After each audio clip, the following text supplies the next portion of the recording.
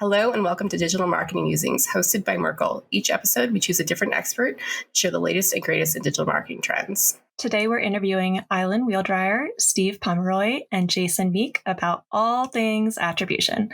All right, let's get to it. I'm Gaia Reed. And I'm Andrew McCartney. And this is Digital Marketing Musings.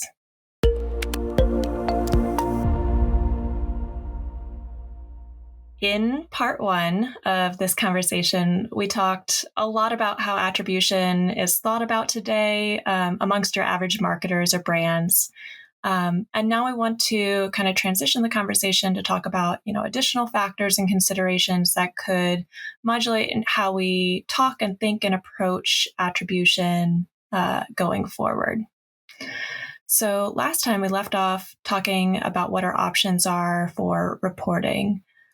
What are some alternative methods to platform or deterministic reporting? Yeah, I can take this one. So first you have to kind of understand what's the difference between the two approaches, right? So deterministic is essentially a logic-based attribution that comes up where you're saying, okay, last click is an example of that. 100% goes to the last thing that we saw before the conversion happened, right? Otherwise, if you have the other approaches are evenly spreading it, or first and last. So evenly would be 4 campaigns came in, give them each 25%, or first and last, where you give the first one 40% and the last one 20%, and then you spread the remaining 20% to anything in the middle, right? So very specific rules that put in that you kind of determine based on data you've seen at that time, and then you kind of apply that going forward and hope that the rules don't change, right? Probabilistic is the other way. So it's not trying to neatly define for at a certain time how all that credit should be divvied up. It actually looks at the incremental impact each is having. So usually that's done by creating an event stream for a specific conversion. So an event stream is basically every single exposure or piece of marketing that a specific person or a household or a device would have seen and tied to a conversion. And typically what happens, and this is usually done on a weekly basis. So you're saying for the first week in December, all the media that for the last 90 days leading up to today, what was the impact each campaign was having? And so it looks at event streams tied to conversion and says, when this specific display campaign was running and there's a conversion and the specific conversion happened and that display campaign wasn't there, what is the incremental impacts of that specific campaign? So probabilistically, it's determining the incremental value of that specific campaign within a specific window for a specific week. So it's very much looking at, from a model standpoint, your impacts for all of your campaigns within that window, not in 2022, but for a specific week. And so that's kind of the difference between those two approaches and how it kind of determines the amount of credit we should have. Ilon, was there any other examples you wanted to give kind of on deterministic ways that you've applied in the past? Yeah, I think when platforms try to develop models and apply them to their specific platform reporting, what they try to do at this point is preserve as much signal as possible and then take that signal and extrapolate it across all data they see coming through in terms of conversions.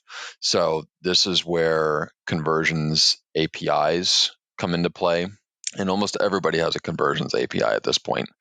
And the reason why those are important is because they're taking signal and either ingesting it, the platform's either ingesting first-party data or they're taking signal that would have been third-party data and lost and converting it into first-party data.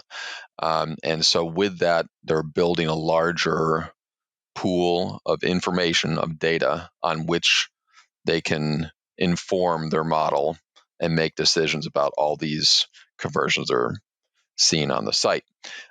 What is interesting about this, and we talked a little bit about this in the first episode, is that each platform has their own method for doing this. They make up their own rules, they make up their own models.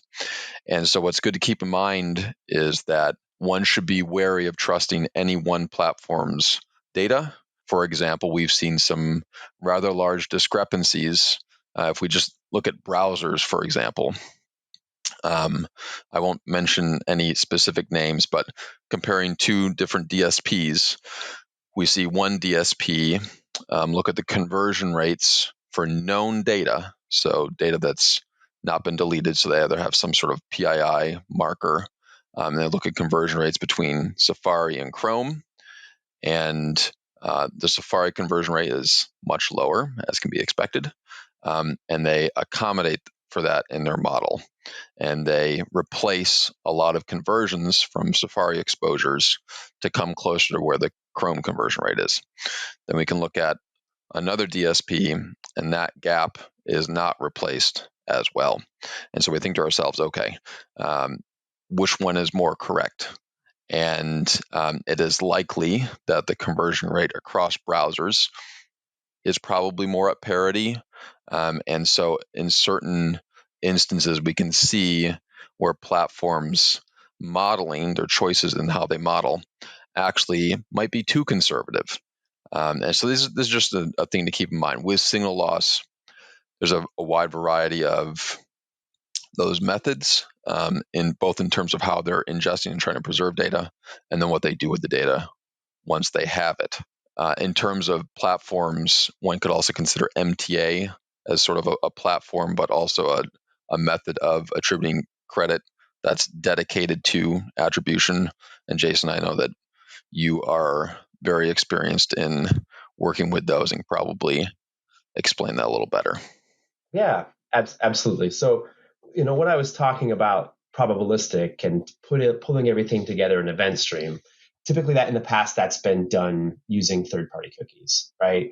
What Ilon was saying from like a publisher or a specific platform, that's typically second party, because you go to Google and say, hey, I would love to track this. They put a cookie on on your website, and then they track the flow through and what's happening. So that's still, other than the blocking, typically works. The problem with that, the gold standard or the industry standard up until the last couple of years has been basically going to Google and saying, you have a great third-party network. We would love to know all the exposures that are happening inside your platform and other ones. And so we'll feed you other platforms' exposures and emails and all the types of things to kind of have that be the ID that ties that event stream together. But with all of the pixel blocking and the platform blocking and the third-party cookies deprecating in California and Europe and all other places, tying that event stream together to do probabilistic matching specifically with third-party cookies is really not as impactful as it used to be, simply because you're missing a lot of holes. And so platforms that are in the mid or lower funnel that have a lot of click-through where somebody can actually be driven to a client's site, those things are still relatively picked up fairly okay, whether you're using a different platform to be your ID, whether that's a CDP or your Google or your web analytics product or Adobe or any other platform that's dropping those second-party cookies on your behalf. You can leverage those IDs.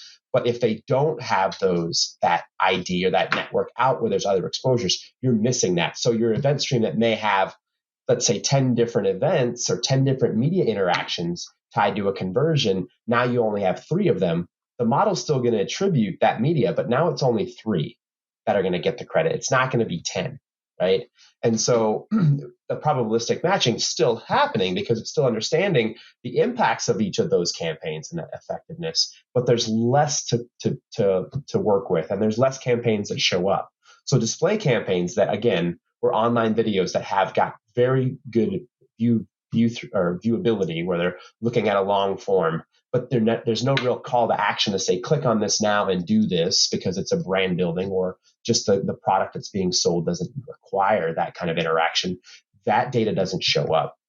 And so what we've done over the last few years is go to building probabilistic matches specifically on MTA with knowing what's in the event stream, to more aggregate level modeling. So as opposed to also at the tactic level, also on a weekly basis. And so what that more looks like is it's looking at display, and it's looking at each of the campaigns that Ilon would be running.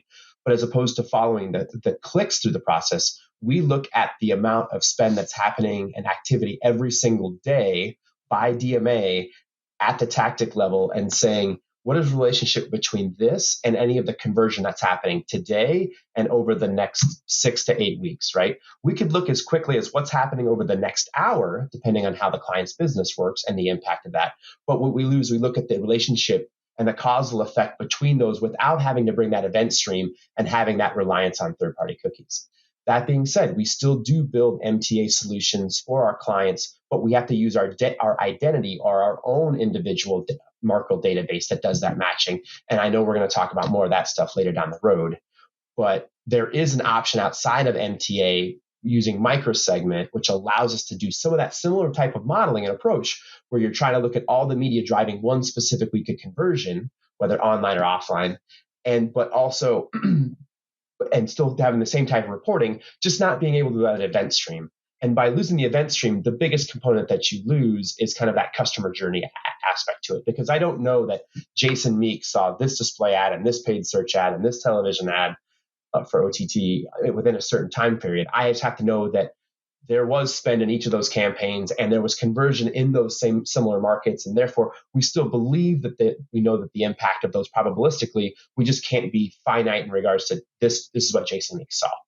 So it's kind of more aggregate level of modeling approach, but done at a tactic level. And so that's fairly similar, but still a little bit different. It's kind of a blend between what multi-touch attribution did and does versus what media mix does. And so what the media mix does with it more of an aggregate or like top-down level modeling is it doesn't really care. It doesn't model at the tactic level. It looks more like, what are the effects of paid search over the last 3 years? Not what are the effects of paid search over the next 2 months? It's like, what is my baseline for paid search? And so the biggest component of that is seasonal. So as Steve brought up earlier, when they're working with retail clients and you're marching towards that Q4 where all your sales are coming in, that they're very seasonal components. But how paid search works in November around holiday is much different than how it works in March, right? And so knowing your baselines of how paid search works overall is also very to understand how it's working for your business, to understand how well the effects and where your kind of waste is at. So it's like paid search generally has a ROAS of 10 for me, so I know it's good. But in October, it needs to have a 15 or a 20, or which tactics do that? And so that's the blend of like taking aggregate type of attribution and bringing it down to the other levels. So it's still looking at the indirect and indirect effects of, as paid search goes up, what kind of conversion goes up, right? But it's modeling it in a different way as opposed to modeling each tactic each week. It's saying, how does paid search work, or how does branded paid search work, or how does branded paid search for television works, or those types of things where you're kind of determining different shapes of diminishing return curves. And so attribution goes a different direction when starting to get more into the media mix because of just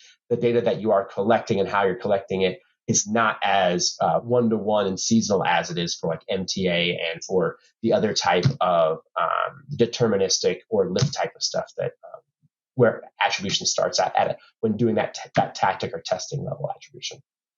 And as I understand what you're saying, a little ways back when we're talking about just probabilistic forecasting or reporting in general, and the ability to do probabilistic attribution for different channels varies.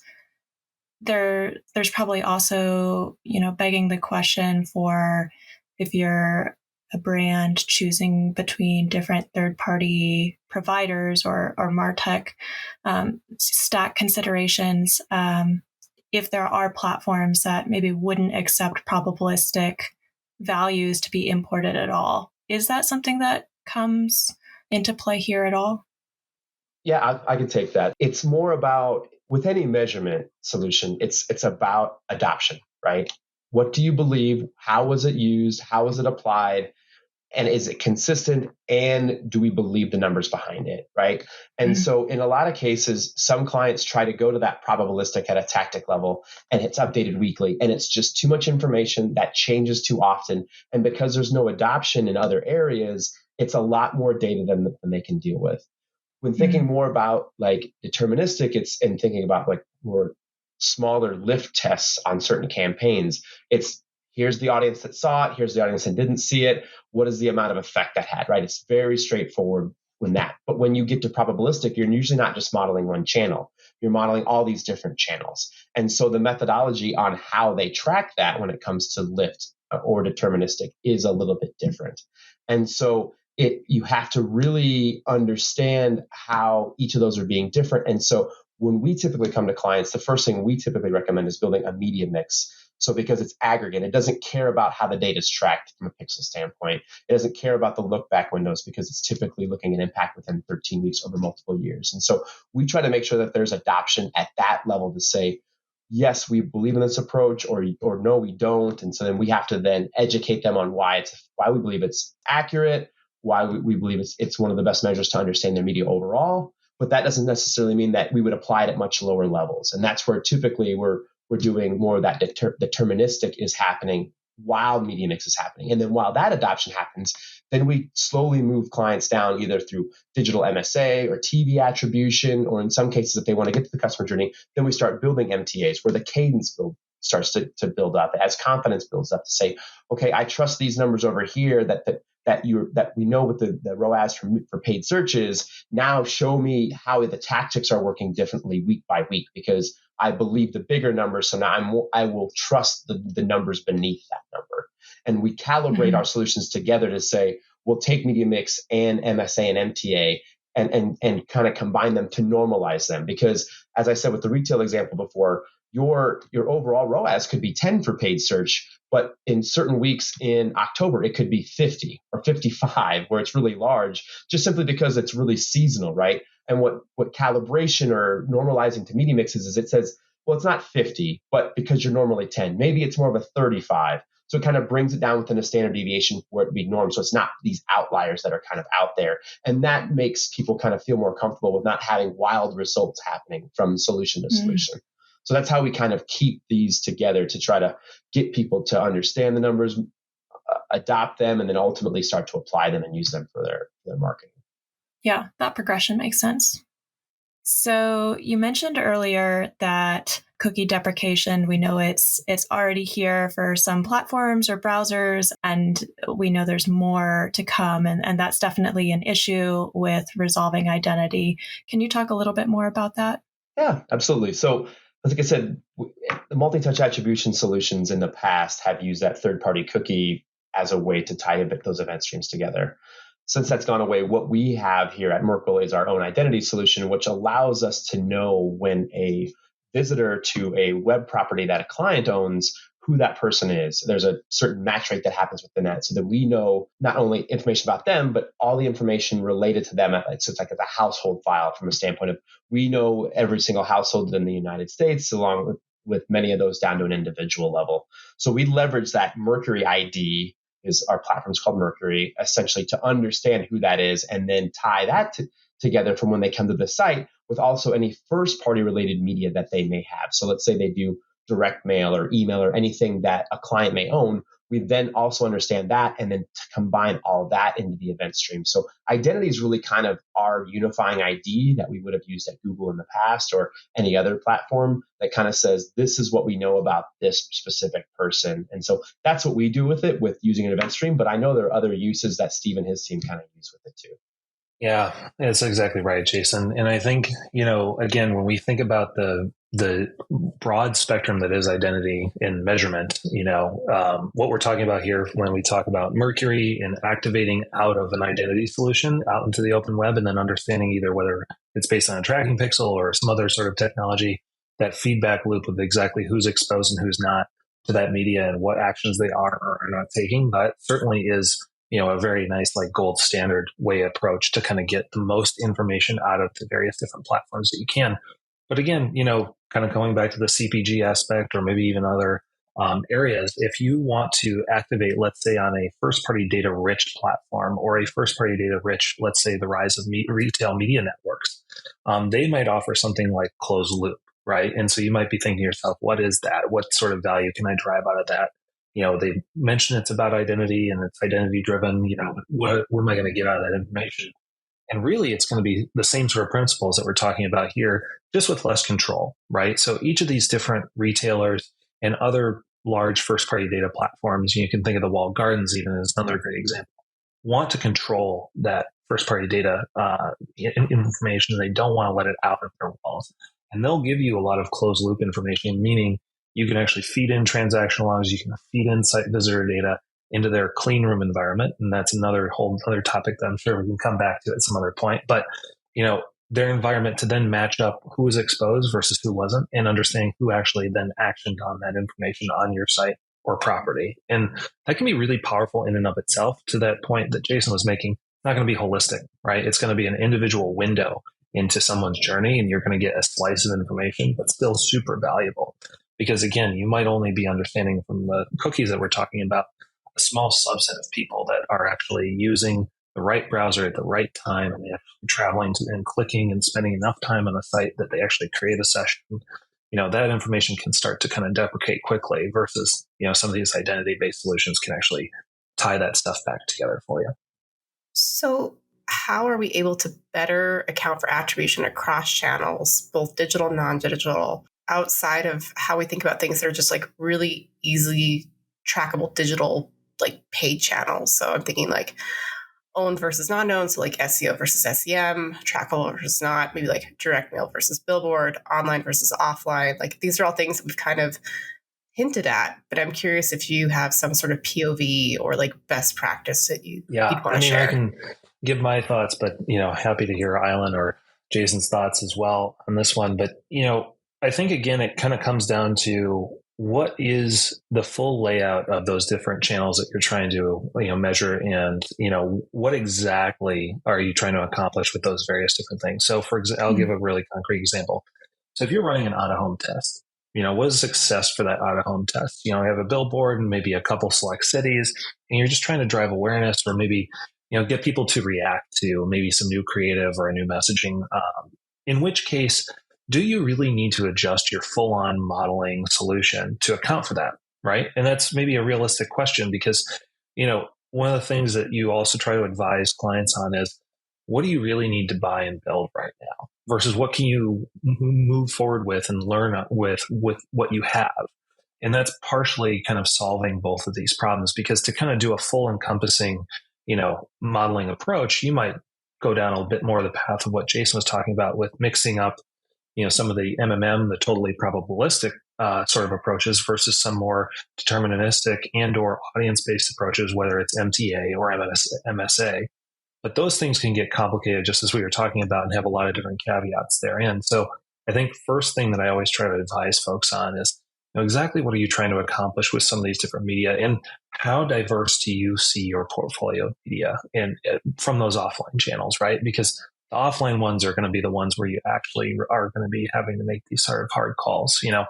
I would recommend anybody do an MMM. At the end of the day, it's just going to be a signal that, is going to give you a lot of information that, kind of connects the dots and is a little bit more agnostic of what your day-to-day approach is. Kind of layered underneath that, having some of those more direct channel-based attribution models that give you that immediate signal to kind of give you those more fidelity and those deeper updates. But again, it could be a different answer for every client and every purchase cycle. Jason, love to hear any additional thoughts you had there.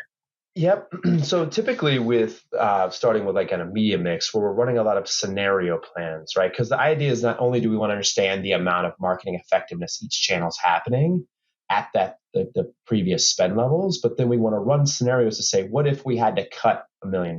What if we had $5 extra million to spend?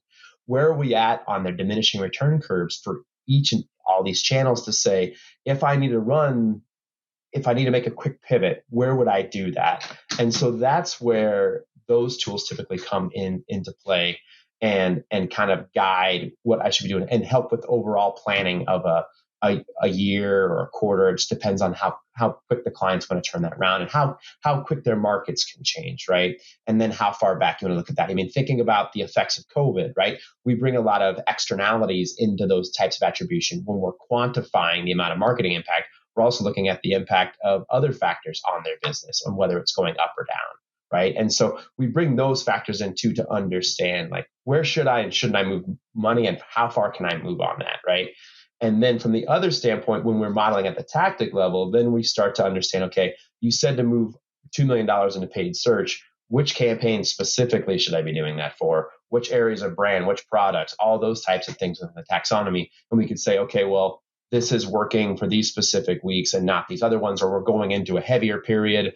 What did that look like last year? Those types of things. And so you're taking the big, how do you move the big boulders? And now you're finding little places to kind of move specifically within those folders a little bit here or there to then better understand what's working. Because every channel, for the most part, has some area that is working and some is not. It's the key is identifying what area of that is. Are you turning off half of it, or are you turning off 5% of it, and then taking that 5% and moving it, or are you adding another 30%, right? Because that's what we're trying to do, is make every single channel as effective as possible. And so knowing how each channel is working, and then within each channel what's working, and being able to identify that, is kind of what we try to do with our attribution overall.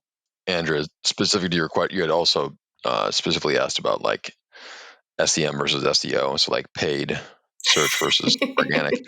Generally, again, this comes back to the artistry and the creativity of knowing when to apply what methods.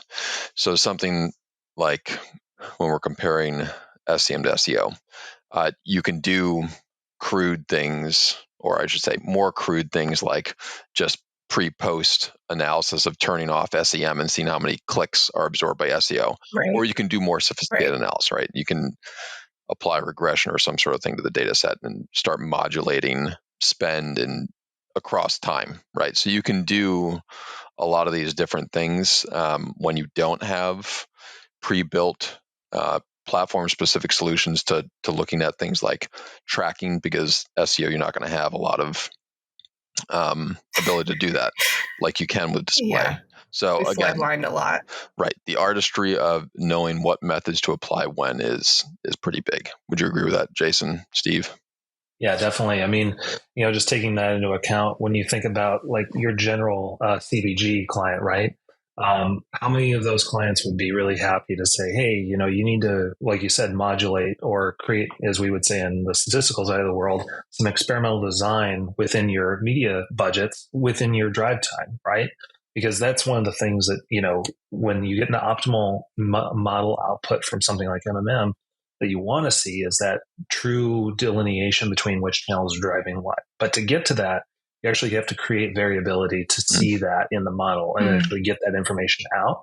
So that's one of the things I always kind of call out for brands that are just starting in this MMM world is, one thing to kind of keep in mind is that if essentially you're driving everything up at once, like effectively you're spending more on TV, you're spending more on social, you're spending more on search, all at the same rate at the same time, what's the difference, right? If you can't draw the lines and call out the differences in those curves, how would the model, right? And so that's one of the pieces to really keep in mind when you're building these things, is that the value is really only as good as the groundwork that you're laying in and kind of getting that stuff set up. And Jason, I see it nodding along, so I think I might have hit on a little bit of that. No, absolutely. And again, we do model organic, social, and organic search depending on the attribution solution, and give credit to those things as well. We typically start with your paid dollars because people don't want to waste any more dollars than they can have. But then after you maximize your dollars, it's then thinking about organically, how could you be more effective, right? And we go beyond organic, and we also look at earned and owned, right? So it's like, I own this Facebook page organically. I'm not putting paid spots in, but I'm managing all the campaigns on how we post. How effective is my internal team at doing some of that, right? And so we also, because a lot of that have a lot of campaigns behind it, we can also understand the impacts of those too. So just because there aren't dollars does, as Steve and Ilon said, there are diminishing return curves for those things as well. It's just aren't usually organics are tougher levers to pull, right? To say, I want my organic to go up 20% next year, or I want my email effectiveness to go up 20% next year. It's like, you don't spend money on email usually unless you're buying prospects, and you can't make your site 20% more effective. So it's usually the second or third area conversations that we have when looking at our type of attribution. That's right. Your ROAS on organic is not infinite. Yes. I think you guys are teeing me up really perfectly for my next thought starter in the previous answers, but I'm sure I speak for every marketer out there. You come in Monday morning, you sit down, you look at some reports, right? And you're making decisions on some data, and normally a lot of those decision-making patterns are inherited from one person to the next, whether you're working on an internal brand team or in an agency world. In a perfect world, how should we actually like think about and go about the process of like optimizing performance? What changes to the current typical process that you see would you want to be included in that exercise? Gosh, I think, I'd love to see those marketers take a breath, maybe take a minute and think a little bit before firing off that first email. Oh my gosh, like I see my numbers crashing. No, I'm just kidding. I do think there's a value to, like we were talking about, historical lineage of, data and being able to look year over year and see those seasonality trends and things like that. And even when we talk about MMMs and things like that, you have to have 2, 3, maybe even more years worth of data. And the more of that data you can bake in, the better. Now, as Jason was just talking about, one key thing to call out that we all just lived through was COVID, right? And, what model could have predicted that? Maybe there was a few out there, but in the marketing world, right? Like what model really could have predicted that? Probably none. And so we have to be a little bit flexible within the context of if there's a hurricane or if there's just some sort of event or, exogenous variable, if we might call it a statistical thing that's thrown into the mix that's completely unpredictable, and react to that and make smart decisions once we see that data and start to read it in. That being said, I think there are ways to kind of like parallel path your measurement, right? When you start off your campaigns and before you even get going on launching new media into market, it's always really good to kind of ground yourself on what are we trying to do, right? What is the true success KPI we have? And then can we actually measure that success KPI day to day? So that by your talking point there, it's like, when you get your Monday morning report, where should your eyes go? What was the first couple things you're trying to look at? And maybe that success KPI is something you only look at on a monthly basis because of a lot of various different reasons. And then you have what we'll call proxy metrics and other things that can kind of feed in underneath that to then rationalize a little bit of what might be happening, whether it's, your creatives were completely missing from some of your stuff, or you had the wrong links, so all of your clicks went to nowhere, right? Things that have happened to all of us, how can you start to kind of build in some of these different checkpoints into the process so that you can understand, what is that true success, but then also how is my media actually flowing into the different things that we were actually optimizing towards within that given campaign? Yeah, I guess I would say a couple of things to piggyback off Steve too. So one I would say is like investing in your media taxonomy, right? Like that is huge for us. Having the consistency across brands, across platforms, across channels. It's hard. No one wants to do it. It's difficult. It's tough to maintain. Having it tagged all the right way, all those things is really critical, not only for now, but from 3 years from now when you want to try to look at the performance of something that happened. And so having that is key. And spending the time, even though it's not necessarily something that's super fun or sexy. The second thing would be around knowing how much you can affect and how much change can happen. So I will run a scenario plan for a client and we'll say, move this $3 million for this month over to paid search, right? And then at that time, we'll then say, okay, we'll identify which paid search campaigns are best or worst. Or let's say display campaigns are best or worst. And we'll say, turn these 5,000 campaigns off and increase spend in these 5,000. And then we'll hand it to Ilon and we'll be like, good luck, right? Like there's no way that him or his team can go through that amount of change, right? So understanding and identifying where are the biggest things that you can change? What are the biggest things that you can turn off? What is the best place to today make that effectiveness and to be able to track it a month from now? And then I'd say third is then kind of continuing to test too, like having that testing mentality. Is it just 5%? Is it 2%?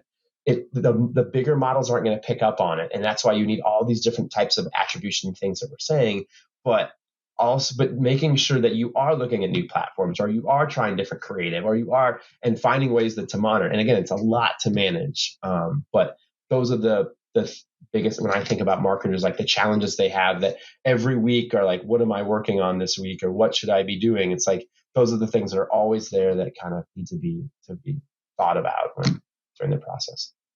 So taking this, like if we're at like the, say, 1,000-foot view, taking this up the 10,000-foot view on an annual basis, or even perhaps even more frequently, but we go through forecasting scenarios, planning for budgets, revenue projections, all of these things. In an ideal world, how does process work with attribution at like the forefront of our minds? Yeah, it's a really good question. And again, I think it kind of comes down to, what we've been talking about with the client and the specific consumer's journey, right? What do we know about how long it takes for them to get in the funnel, how long it actually takes them to interact with your brand and your messaging and then actually convert?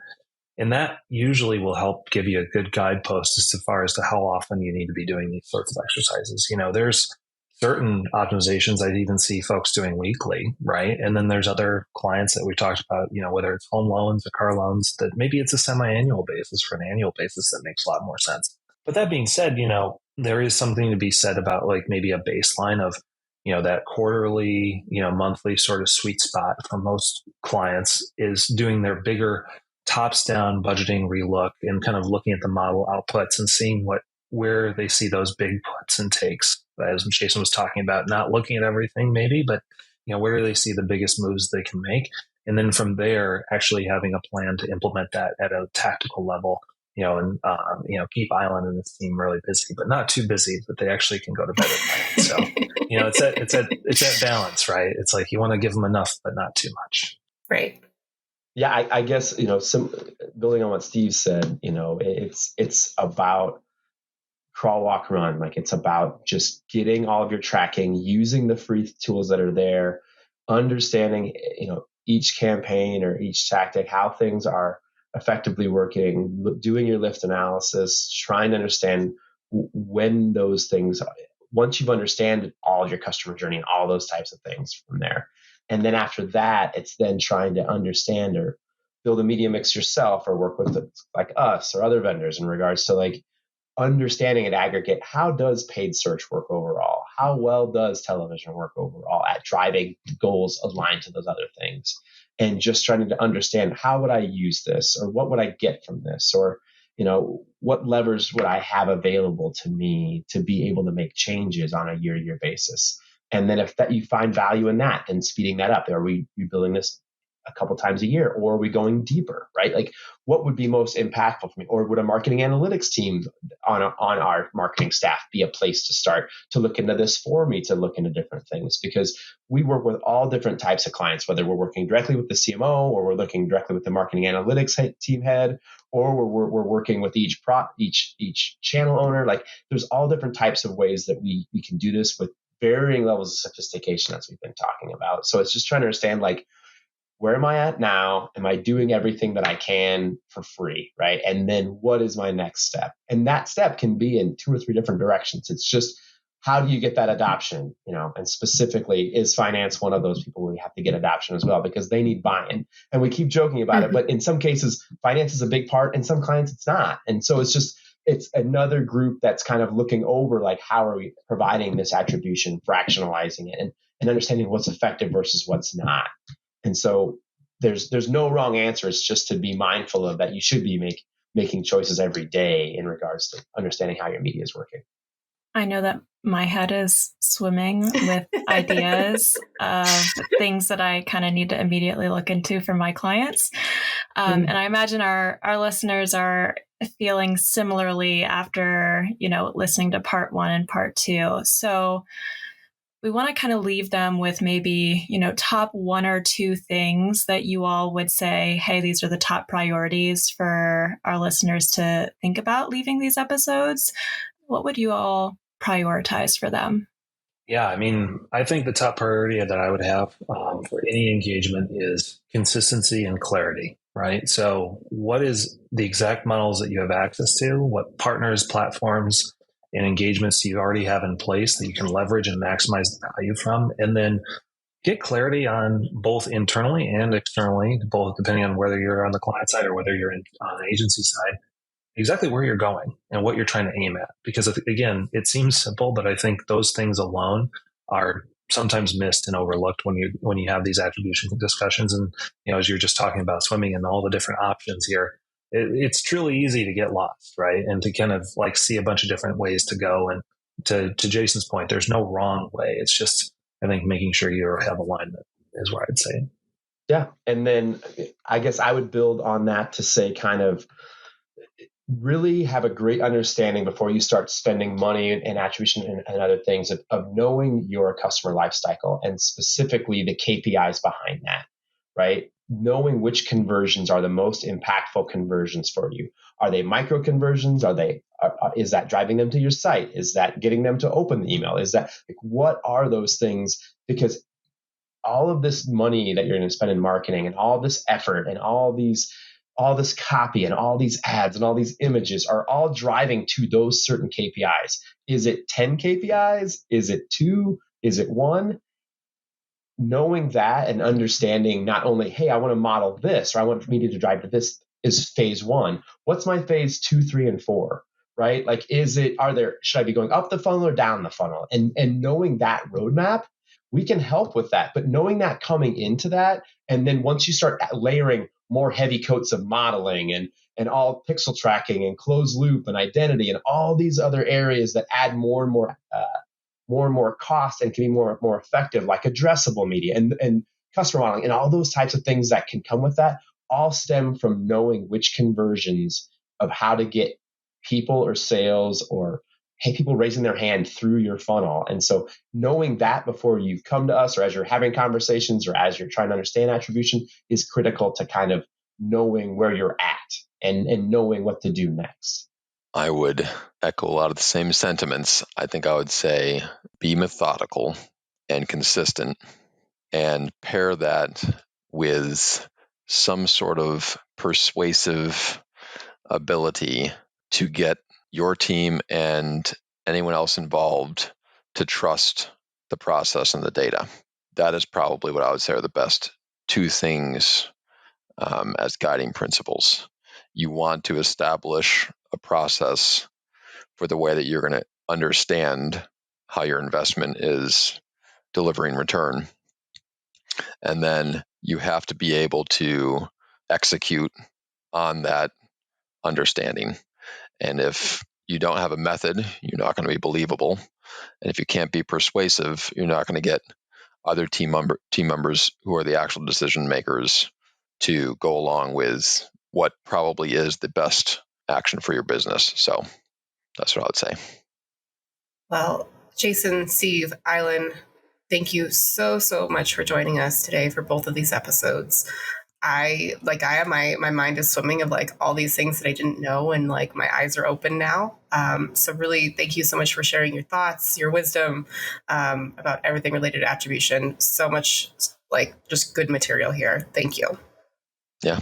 Thanks for having us. Thanks. Anytime. Yeah. This brings us to the end of not just this episode of Digital Marketing Musings, but to the end of our season 2.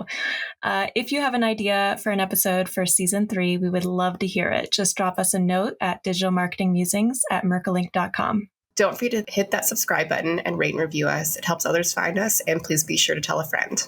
This episode was produced by Merkle with sound and video editing by Craig Zagurski. Our team includes copywriting by Annika Schließman, graphic design by Garrett Rubel, website support by Bella Paul and Emily Chu, and social media and promotion by Gina Astrop, Lily Williams, and Andrea Ratner. Tune in next time, and until then, I'm Andrea McCartney. And I'm Gaia Reed. Bye.